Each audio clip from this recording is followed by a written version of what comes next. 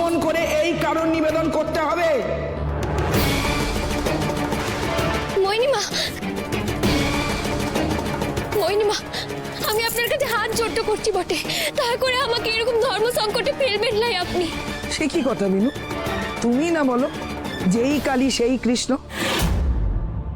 তাহলে এই কারণ নিবেদন করতে তোমার ধর্ম সংকট হবে কেন?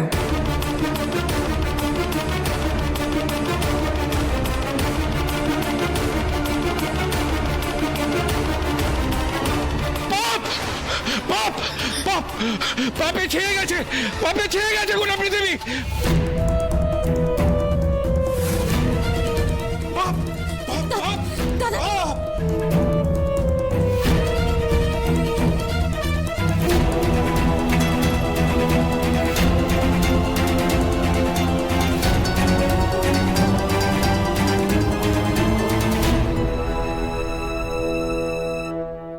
পুতুলের মতো দাঁড়িয়ে থেকো না বিনু, তুমি এই কারণ নিবেদন করবে কি করবে না? হ্যাঁ কি না জবাব দাও।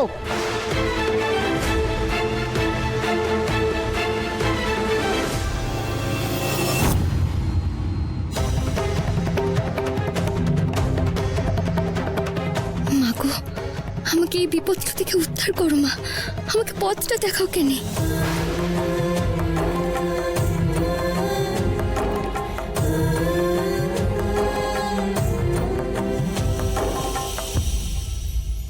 শঙ্করী, তুই না খুব দুষ্ট হয়েছিস জানিস তো? তুই আবার বিনয়ীদের পরীক্ষা নিচ্ছিস কেন? বিনয়ীদেরকে এত কষ্ট দিচ্ছিস রে?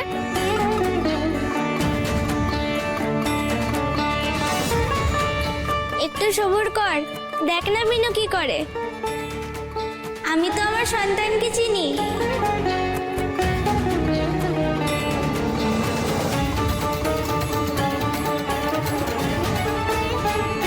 হায় রে আমার কপাল, আবার বাধা পড়লো পুজোতে। এবার এই অমঙ্গল কেউ রুখতে পারবে না, কেউ না।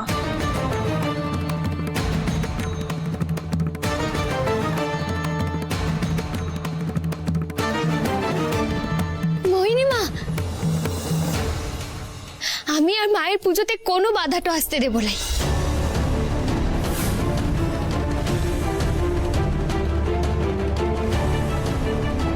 হ্যাঁ মোহিনীমা, মা মুন্ডমালিনীকে আমি কারণ সুধা নিবেদনটা করবো বটে।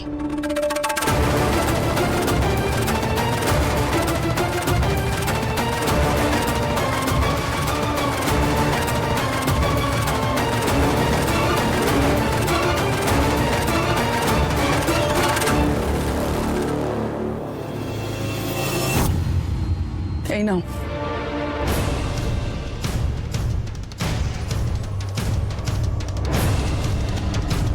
না মোহিনীমা, মুন্ডমালিনী মাকে নিবেদন করার জন্য এই দোকান থেকে কেনা কারণ বাড়ির কোনো দরকার তো নাই। তার মানে? হ্যাঁ মোহিনীমা, সে আমাদের গ্রাম মাধবপুর, তার পাশে গড়শিবপুর নামে একটি গ্রাম আছে। সেই গ্রামে অনেক বড় একটা মা কালীর মন্দিরটা আছে। সেই মন্দিরে মা কালী খুব জাগ্রত বটে। সে আমাদের গ্রামের সব জাতির সব ধর্মের মানুষরা ওই মন্দিরে গিয়ে মায়ের পুজোটা দিতেন। আমিও গেছিলাম, অনেক ছোট ছিলাম, সে মেসুর সঙ্গে গেছিলাম বটে। জানেন তো মোহিনীমা, ওই মন্দিরের যে আচার্য মশাই আছেন তিনি বলেছিলেন যে মাকে নিবেদন করার জন্য ওই দোকান থেকে কেনা কারণ সুধার কোনো প্রয়োজন তো নাই। উনি এক বিশেষ পদ্ধতিতে কারণ সুধা বানাতেন এবং সেই পদ্ধতি শাস্ত্রেও বিধান দেওয়া আছে এবং সেই কারণ সুধা বৈষ্ণবরাও সেবন করতে পারেন। উনি তো ওই কারণ সুধা বানানোর পর সে ভক্তদের মাঝখানে সে চরণামৃত হিসেবে দিতেন।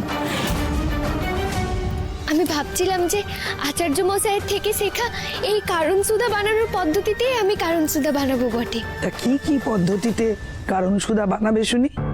মোহিনীমা, গঙ্গা জল, মধু আর আদার রস, এই তিনটের সংমিশ্রণে প্রস্তুত হয় কারণ সুধা।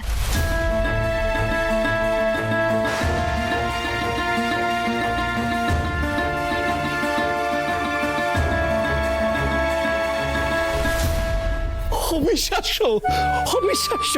সত্যি তো শাস্ত্রে আছে এই সব দিয়ে কারণ সুধা প্রস্তুত করা যায়। হ্যাঁ, হ্যাঁ ঠাকুর মশাই, আপনি ঠিক কথাটা বলেছেন। সে আচার্য মশাই আমাকে এই কথাটাও বলেছিলেন।